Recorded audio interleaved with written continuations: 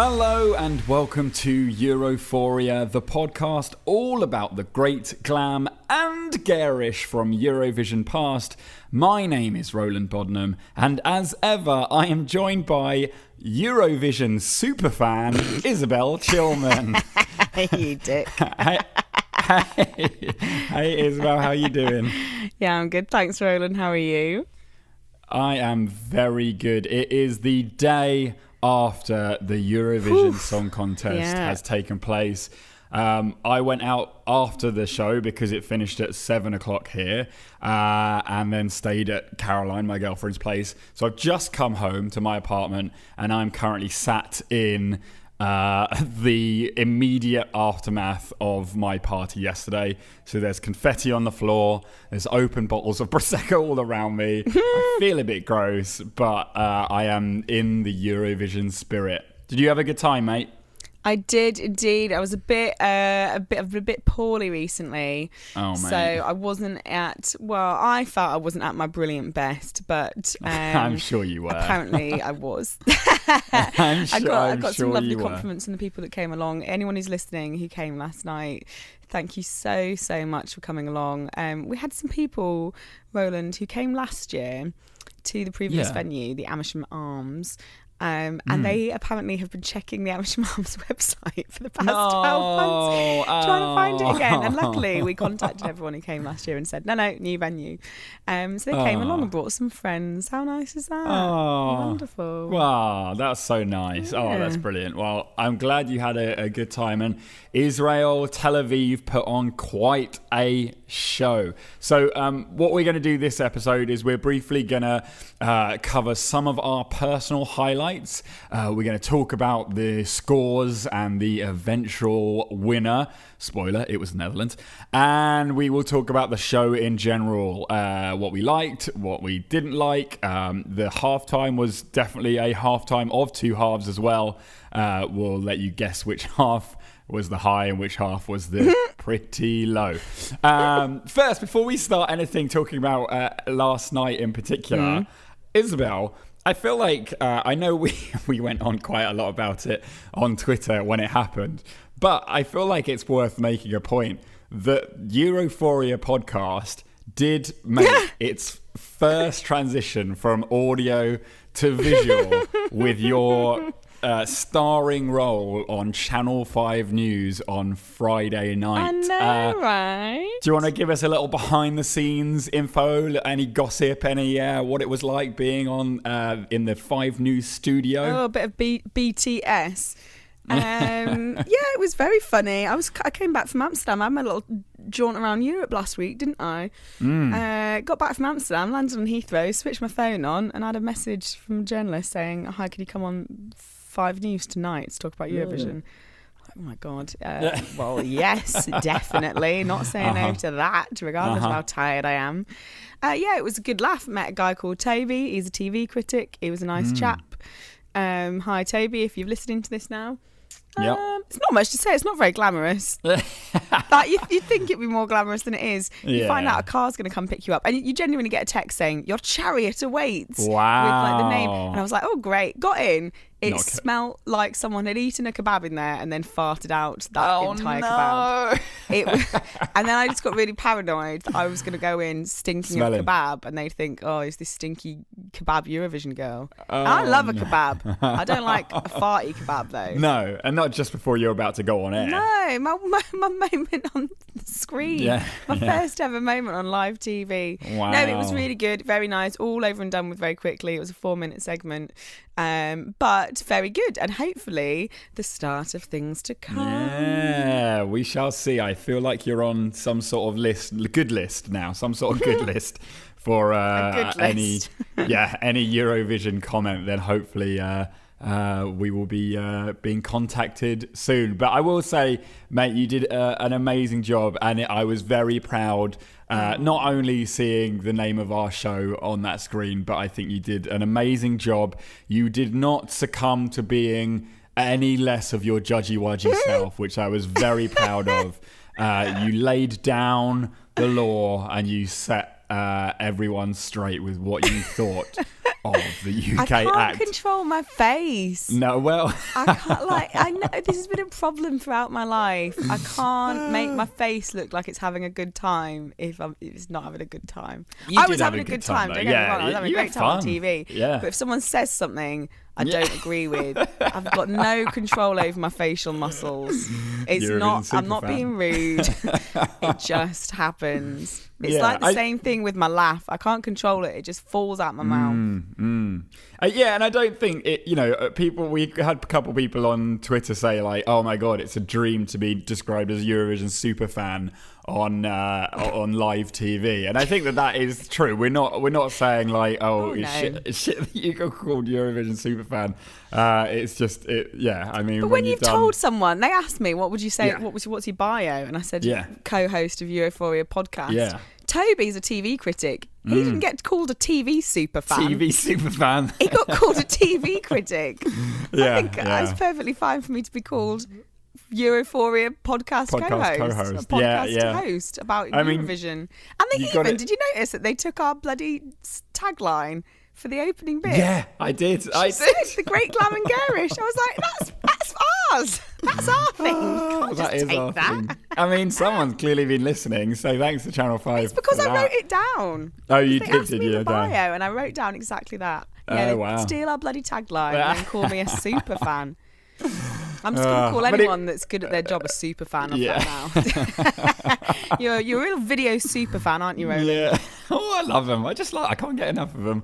But I mean, from the obviously we're very grateful to Channel 5 for putting us on. And please have me back. But it's just those things, isn't it? Okay, cool. So that is enough of that. Let's move on, Isabel. As we're all aware, at the end of an excellent show put on by Tel Aviv, the eventual winner, as predicted by me, was the Netherlands with Duncan Lawrence's song Arcade. Isabel, we spoke about it before, so we don't necessarily need to spend too long speaking about it. What is your thoughts on the fact that Arcade won, and maybe we can talk about the top 5 as well, just in general?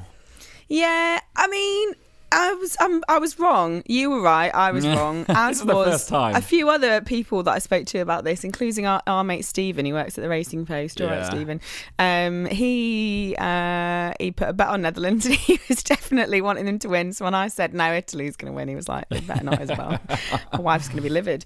Yeah, you were right. I to be honest, I don't get it. It's not bad. It's fine. It's a nice song. I quite like the song.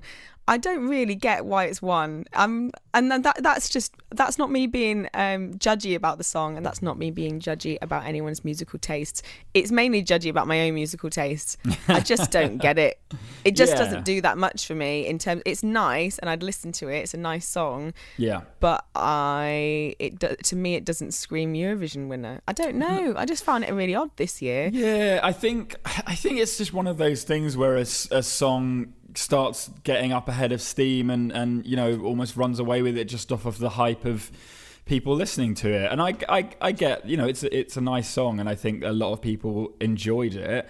And I just think that with some songs, when the conversation starts going, oh well, this is the favourite, then that just pushes it forwards even more. Yeah. And I think that was the case. It was so close between Netherlands and Italy. I was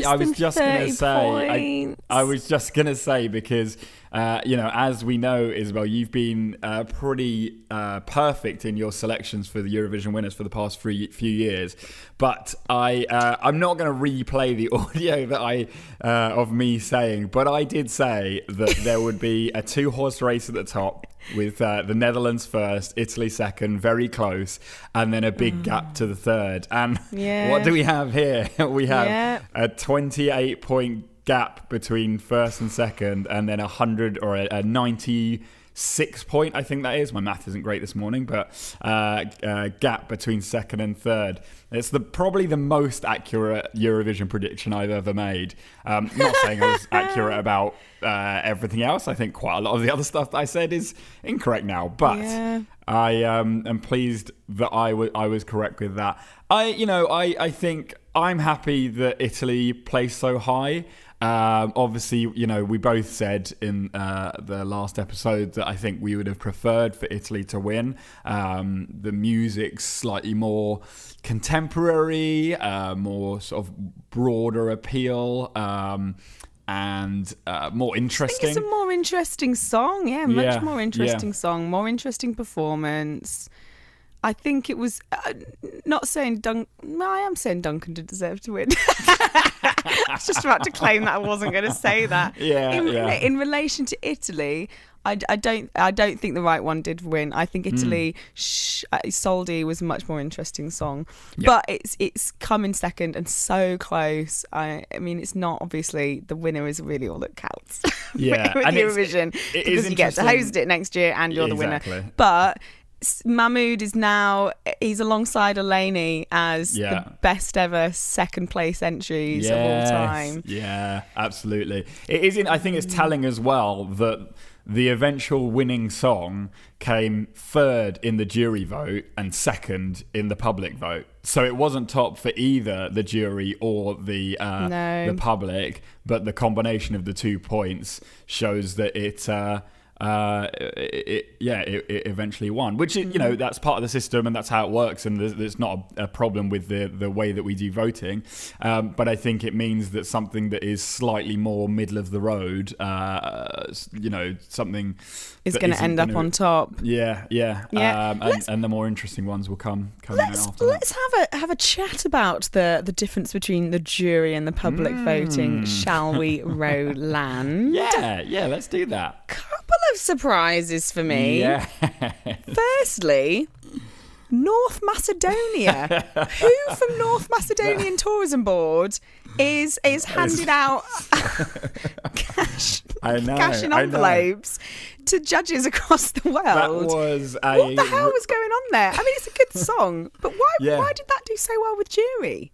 It's interesting. I mean, everyone was shocked. On a technical level, she's a very good singer. And, we both said we liked the song. But, it was a real surprise. It deserved to be up at the top, though. Yeah. I did a drinking game, as you do, with the point system. So everyone has certain countries, and if they get in the top 3 points from each country, you have to drink. And bless one of the women who was here, I gave her North Macedonia and was like, oh no, you'll be fine with that. And then inevitably I was yelling at her every 30 seconds to drink because it was at the top of every single point. Very unusual, very surprising. I mean, I guess it was the Austria of this year, wasn't it? Yeah. It was just completely not in the conversation. And then by the end of the jury votes, it was second in the running. Very odd. I'm just very happy that the public saw what I saw, which was not a winning song. No. Not a winning performance. And it ended up 8th, luckily, because I don't know that we can necessarily clear the public of any wrongdoing, because we cannot. The leading televote was Norway's Spirit in the Sky, which, as we know, Isobel and I did not rate particularly highly before the show. Isobel, why do you think that is that they led the way? I don't know, mate. Yeah. It's not a bad song. It was a fun performance. Actually, in terms of in the spirit of Eurovision, Spirit in the Sky does make sense. It is...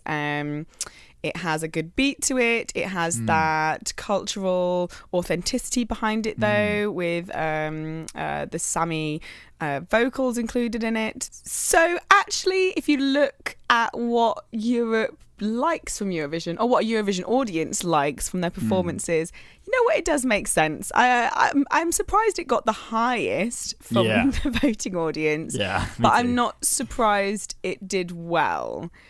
I am more surprised, however, about the Czech Republic only getting 7 from the voting public.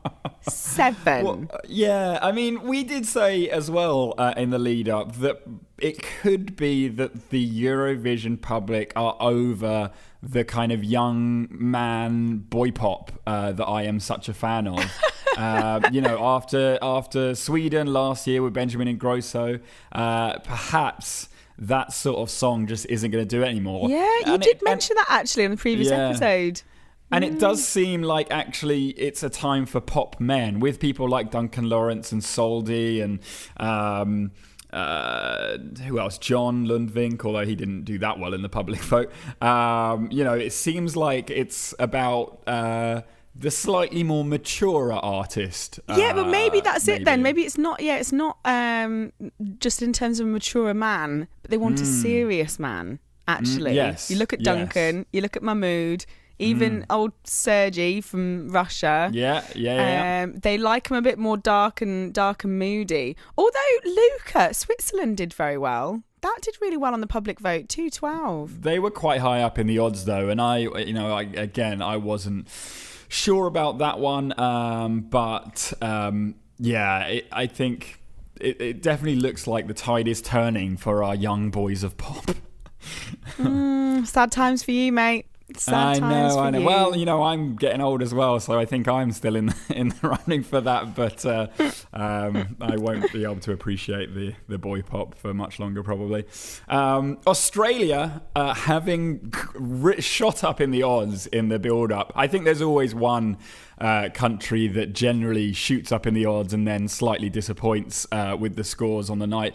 Ended up pretty much exactly where we predicted it would be. It was ninth overall on the night, but disappointing if you were following the odds in the lead up and hoping for an Australian victory. Yeah, and Iceland did phenomenally well. They did a lot better than I think a lot of people expected them to. Came in 10th, did not very well with the jury vote, 48 total, but then obviously the public vote bumped them up into 10th place. Very happy with that. I missed it on the actual when it happened because we were doing the drinking game. But did you see there were wonders whether the political side may come out, and of course Iceland did it. Controversial boys from Iceland pulled out 2 or 3 Palestine banners when their score was given out. I'm sure if they'd won, they would have waited until they were on the stage, which would have been very awkward. They did bring politics to Eurovision. They also, did you see there's a photo of them holding the rainbow pride flag and the trans flag too? Oh yeah, I did see that. I mean, they're such a good bunch. They are a good bunch. They went. You knew exactly what you were getting with them. They weren't going to be fake. Fake. They're not Lordy. They're stick to their guns on certain things, and they've got opinions, and they don't really give a shit about sticking to any guidelines. No, and good for them. Why should they? This is their one shot. It's their one go. Most likely it's their only chance at Eurovision. It's their only chance for an audience this large. This is what we've talked about before. This is your one shot to have this many people watching you. If you've got something to say, well, say it. They are. Good on them, I say. One thing, a couple more things I want to bring up to do with the evening. Firstly, congrats San Marino for the highest placing ever. Say na 20th place San Marino. Yes, nailed it, Serhat. Love it. Good for you. And I think it's also well worth pointing out that in the televote they were 10th on the night, so they did remarkably well, and good on the rest of Europe for getting behind them and putting them in 10th place in the public vote. Bless San Marino. Let's hope that this means that they're going to carry on going for a long time into the future. If they ever win, who knows where they'll host it, but it's just great. I can't wait till I'm rich enough to make myself the San Marino entry. It'll happen, don't worry. That's all I'm aiming for. That'd be a great documentary, mate. Oh my god, that would be. You can film it. You're good with video. You're a video super fan. Video super fan, Roland Bodnam. Good on San Marino. Also, it was really hilarious when Germany got 0 points from the audience because that song was a pile of crap.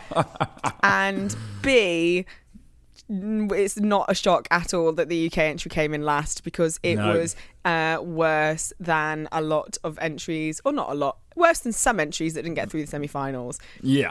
Yeah. It is lazy and boring of anyone to claim that Brexit is the reason why we do so badly at Eurovision. It is absolute bullshit. Pardon my French, but it is. We have not placed highly in 10 years. That's way before Brexit happened.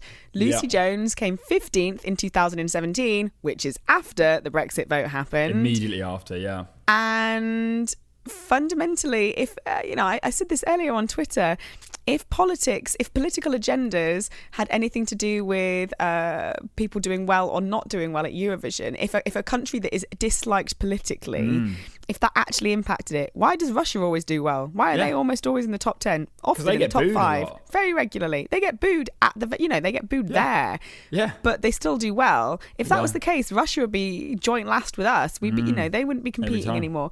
It's because we keep putting through poor entries. These are not strong enough. It's wet. It's boring. Sorry, Michael. Lovely voice, but BBC, do better. We've been saying this for years. Everyone's been saying it for years. Yeah, absolutely. And I think hopefully as well, if you start getting on more media and press things, that message can be spread across the UK and someone will listen to it and write us a good song. Fingers crossed. Okay, now let's move away from these scores and talk about the night in general itself. I mentioned the halftime show because, Isobel, I don't know how closely you were watching or if you turned off. Oh, I was. You were. Because I think it's fair to say that this halftime show featured some of the best performing for the halftime show. Not quite Sweden levels, but some of the best. And equally, some of the worst.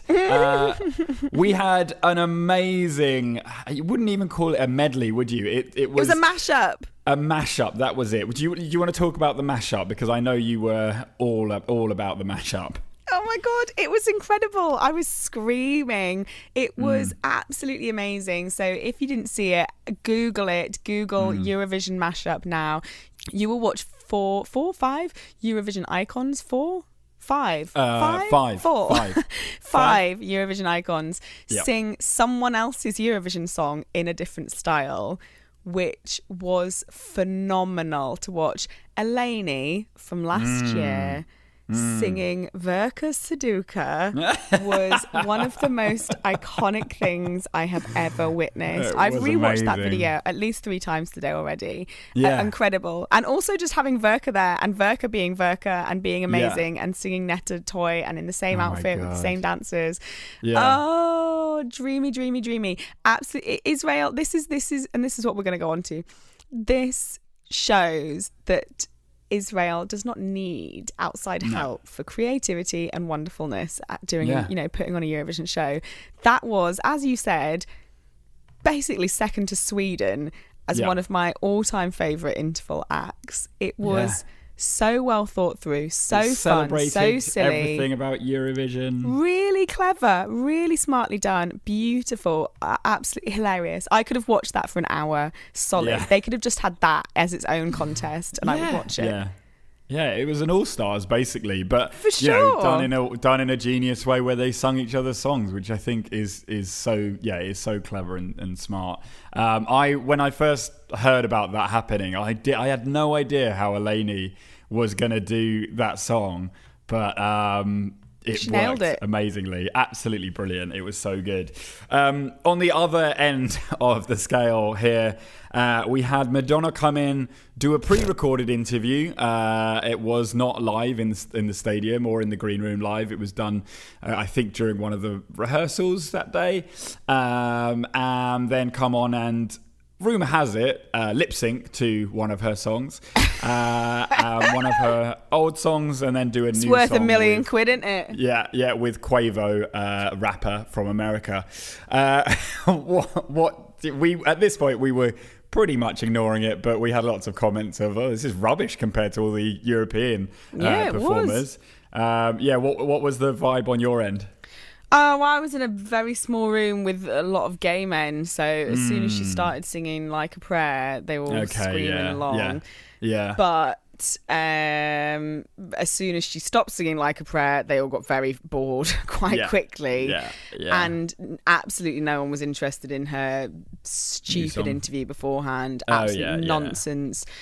crap that was coming out of her mouth. She's I know I've had this argument with so many people before. I know that she has done iconic things in the past for many different communities, especially for the gay community, for the queer community in general. That was in the past, though. Now I just find her unbelievably obnoxious and self-righteous and smug.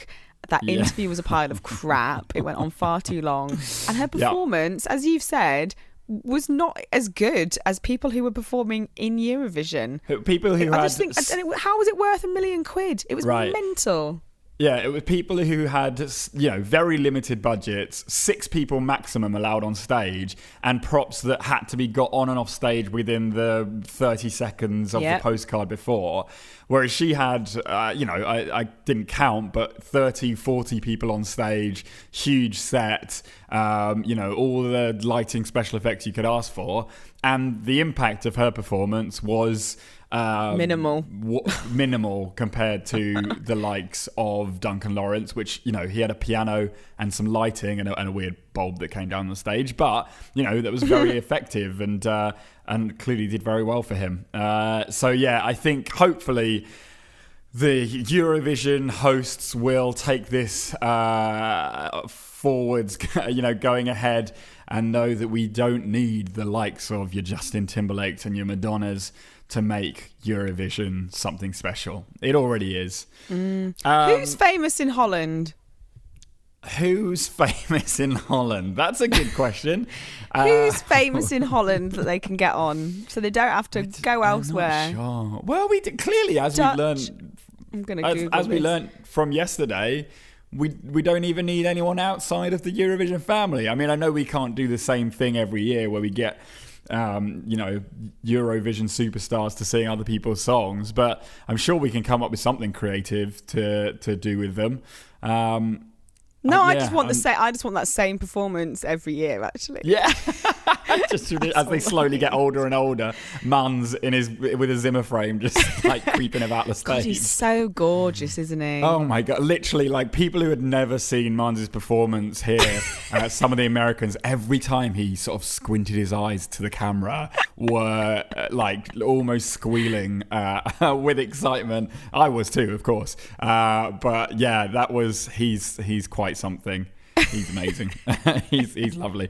Isabel, let's talk lastly about 2020, Eurovision 2020, the start of a new decade of Eurovision. And of course, it is going to be hosted in the Netherlands, unless something terrible happens. What do you think about the Netherlands? Where do you think it will be hosted?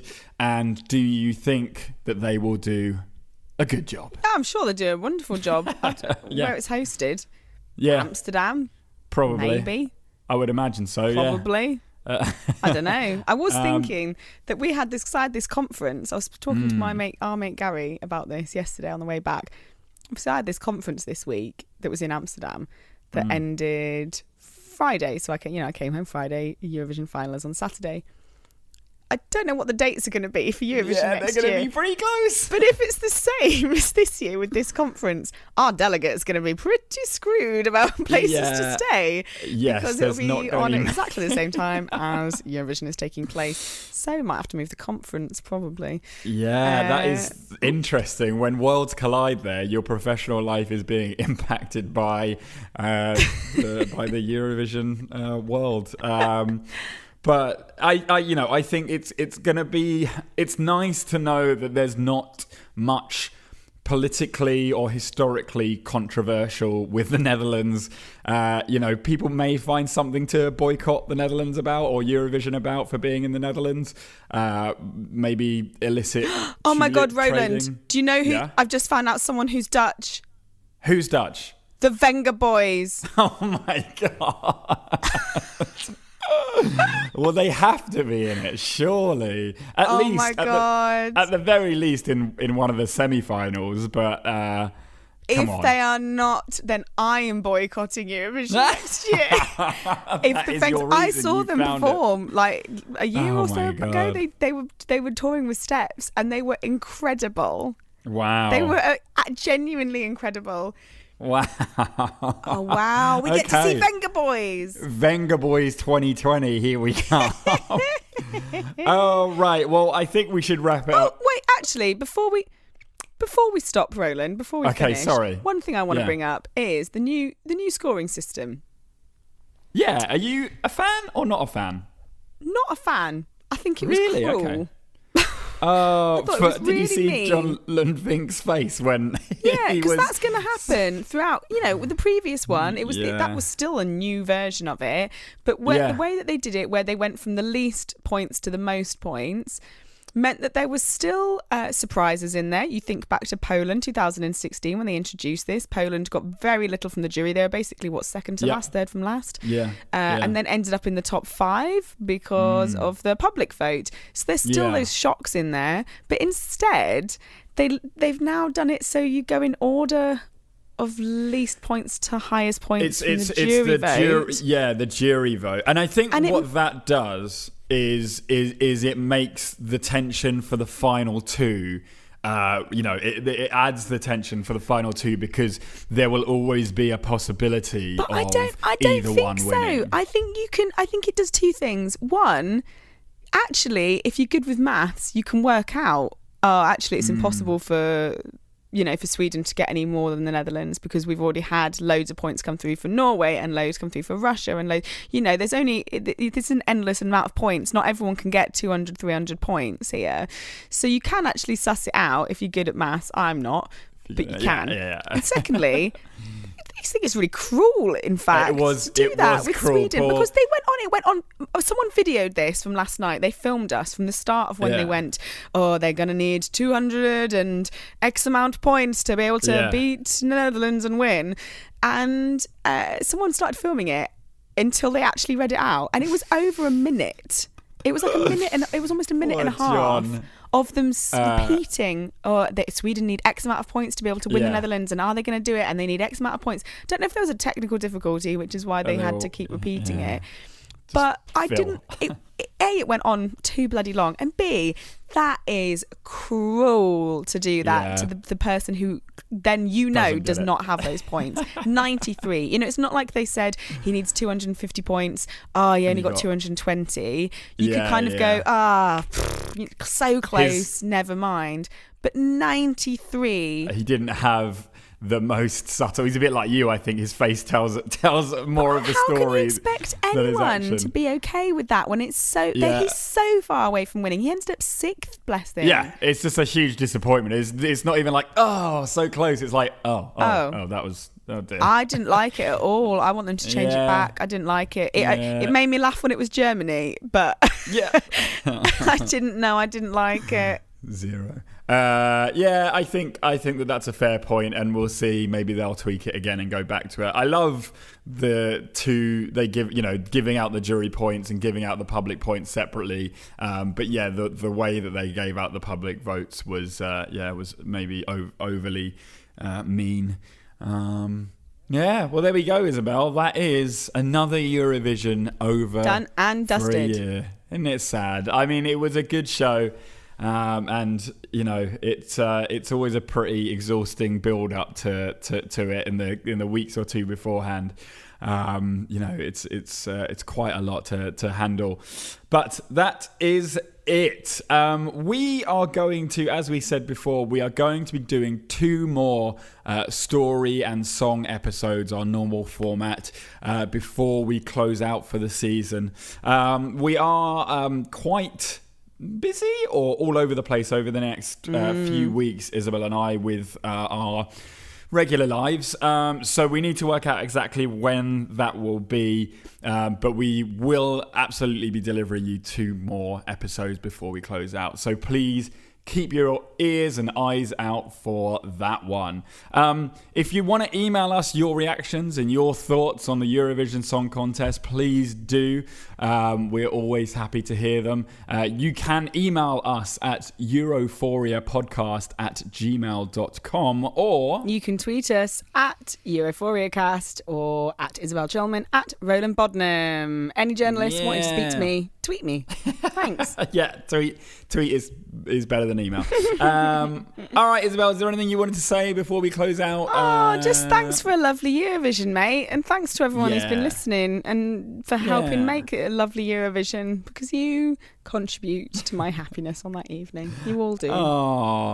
Oh, that's sweet. Thank you everyone for listening. We will be back with 2 more episodes in the very near future over the next month. But in the meantime, thank you all very much. We'll speak to you soon. Goodbye. Bye.